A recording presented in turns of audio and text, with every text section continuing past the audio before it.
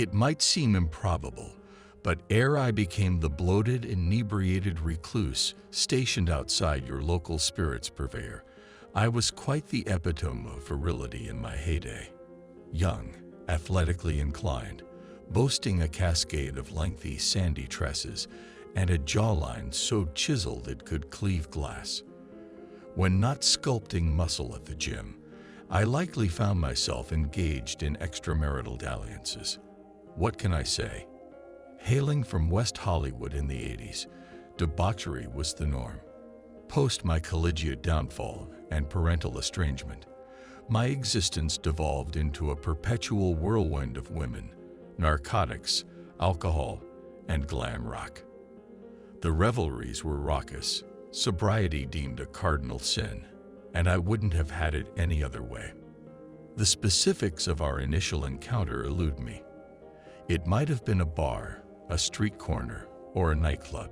Truth be told, it hardly matters. Enter Rachel. She didn't possess the breathtaking allure of a femme fatale.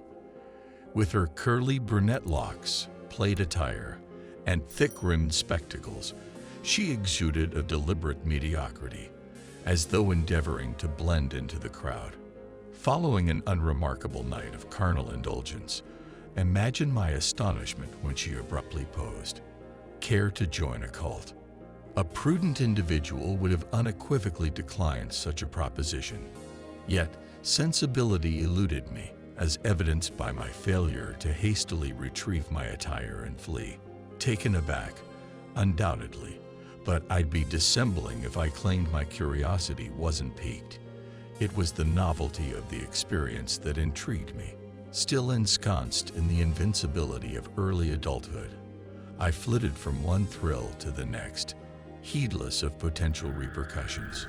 Moreover, Rachel's nonchalant demeanor suggested that the endeavor couldn't be entirely nefarious. Thus, at approximately 10 p.m. the subsequent day, I found myself standing amidst a desolate parking lot on the outskirts of town. Before me loomed an antiquated warehouse, emitting incongruous lights and faint strains of music. Squinting, I advanced toward the dilapidated edifice. Despite its decrepitude, the windows remained intact, albeit opaque. Vague silhouettes flitted within the luminous interior. Skirting the rust-sealed doors, I navigated to the opposite end of the premises. Concealed behind refuse and detritus lay another entrance. Adorned with garish pink graffiti, it bore an inscription: Enlightenment through excess, deliverance through pleasure. Seemingly apropos, following Rachel's instructions, I rapped my knuckles against the corroded surface. After a pregnant pause, the door grated open, revealing a solitary eye peering through the gap. Password? Inquired the sentry. Lord of the Flies. I ventured, perplexed. A playful smirk adorned her lips, or half of it, at least. As the door creaked ajar, a behemoth figure emerged, bathed in the ambient glow emanating from within. Though no weakling myself, the leather-clad titan exuded an aura of formidable strength. Beside him stood the young Asian woman, her neon ensemble and vibrant demeanor a stark contrast to his stoic countenance. Gesturing down the dim corridor, she led the way, the laughter and music growing louder as we ventured forth. Eventually, we arrived at yet another door, adorned with antiquated safety admonitions. With a wink, my colorful guide gripped the handle, pushing it down. Enjoy yourself. Awaiting me on the flip side was a scene akin to a whirlpool of decadence. Bodies entwined upon bodies, writhing and vocalizing ecstasy, as if the apocalypse loomed imminent, much to the delight of visibly intoxicated observers. What masqueraded as a dance floor lay strewn with discarded garments and empty vessels. A blend of cheap fragrances mingled with perspiration polluted the still atmosphere. The sickly sweet amalgam left me lightheaded. My cranium throbbed in sync with the generic synth-pop rhythm emanating from the speakers, a feeble attempt to veil the sound of flesh colliding. Rachel also graced the scene, caught between two athletic types, reduced to a babbling, drooling spectacle. It seemed she had withheld certain truths from me, or perhaps her unassuming facade served as bait. Soon enough, I too found myself engulfed in the fervent revelry, courtesy of an enthusiastic redhead seizing me by the groin. Before I could apprehend it, she had undone my belt and pulled me down with her. Once the frenzy of indulgence had climaxed, both metaphorically and literally, all eyes converged upon me. Rachel, in particular, appeared delighted by my presence. She promptly initiated me into the house of extravagance, revealing herself as the cult's unofficial leader. Their creed, she elucidated, was straightforward: embrace life to its fullest until the final curtain falls, with a grand exit. She reassured me of no immediate pressure to fully commit, granting me the liberty to partake in their annual collective endeavors at my leisure. And thus, for a spell, I obliged. As enticing as the gratis libations and rampant copulation were, it was the camaraderie that proved most compelling. Like me, they were castaways and societal rejects seeking solace in pleasure. I delved into novel encounters, traversed uncharted territories, engaged in drug-induced pseudo-intellectual dialogues until the small hours. It came as no surprise when I expressed intent to formalize my allegiance a mere few months later. The induction ceremony adhered to their ethos. I embarked on a hedonistic odyssey, imbibing and carousing through an array of night spots until my sense of self was adrift in a kaleidoscope of hues and illicit thrills. This city, she's a capricious temptress. She elevates a man to the zenith of Sunset Strip one moment, then casts him down to vagabond status the next. She dangles the world before him, only to reduce him to another addict wandering her neon-lit streets, chasing his next high. And when he's at his most vulnerable and pitiful, she illuminates him and bids him dance. And dance I did. Oh, how I danced. I danced until my limbs grew leaden, then danced some more, merely for the entertainment of fellow lost souls ensnared in this realm of vice and allure. I truly cannot recollect how I wound up in the recesses of that cab. The driver, a shadowy figure with slicked curls and a wispy mustache, regarded me through the rearview mirror. It struck me as odd that he wore shades despite the dead of night. "Where to, son?" he intoned with a deep, resonant voice.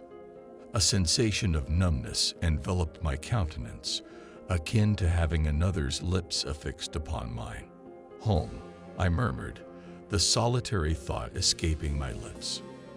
The driver offered a sympathetic smile, manipulating the wheel while adjusting the radio to a melodic jazz tune. "Exactly," he concurred.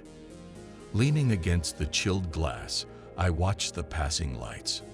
Sobriety remained elusive. Certain hues retained an exaggerated vibrancy, a testament to the diverse substances coursing through my veins. At a stoplight, the driver cast a glance backward. "How fares Rachel? Treating you well?" he inquired. Startled, I rubbed the haze from my eyes, meeting his inquisitive yet knowing gaze. "Are you a member of the house as well?" "You're unfamiliar," I remarked. He chuckled softly. "Yes, indeed. But I operate from the shadows. Consider me your sponsor, a benevolent guide. Call me Bub. Let's forge a bond," he proposed. "Sponsor?" I queried, bemused. He reclined in his seat, tapping his fingers on a mahogany desk, the scene transitioning to an office setting. "Correct. Libations, substances, most of the companions, all provided by me. Yet that's merely a taste," he elaborated, cigar smoke swirling around him. Nudging a stack of papers my way, he adopted the guise of a shrewd entrepreneur. Peruse them if you wish. Standard membership, a decade of boundless revelry, devoid of obligations. Contemplated, eternal revelry, he enticed. Inspecting the contract, its words seemed to warp before me. I discarded the papers, their landing echoing against wet asphalt. And afterward, I queried, skepticism coloring my tone. The enigmatic Bub stroked his chin, headlights briefly illuminating his features as the surroundings shifted once more. We found ourselves in a dank alleyway, rain cascading from above. "You're inquisitive, a commendable trait," he began, lowering his sunglasses to reveal unsettling blue eyes. "The pact is unwavering. Your soul upon the membership's expiration," he stated with the casual enthusiasm of a seasoned salesman. Gazing at the sodden papers at my feet, rain smudging the ink, I pressed him further. "So, a decade of revelry followed by eternal damnation. Not an enticing proposition," I asserted. Bub's laughter reverberated across the expanse. We stood on a pier, side by side as the purple sun painted the sky with hues of pink. A herd of zebras traversed the still water, one pausing to peer at me through its unique gaze before trotting away. Entranced by the psychedelic vista, I stood in silent contemplation. "That's not the process, young man. Once you depart, that's it. The end. There are no gates of pearl or infernos awaiting you on the other side. Your essence melds into the vast cosmic expanse. All I seek is to employ it in a meaningful manner. Think of it as an organ donation, if it eases your mind." From his coat pocket emerged what appeared to be a Polaroid, which he then brandished before me. "All right," he continued, "here's my final proposition. You receive 20 years to indulge in whatever you desire. I mean absolute financial freedom without lifting a finger, and with prudent management, potentially much more. By the time you hit 40, you could still be reveling in life's pleasures. However, there's a condition." He handed me the photo, a headshot of Aiko, the flirtatious Asian woman often stationed at the entrance alongside her hulking partner. On its reverse, an address was scrawled. Bub promptly assuaged my apprehensions. "All I require is a simple delivery. Nothing more. Once accomplished, our agreement is sealed.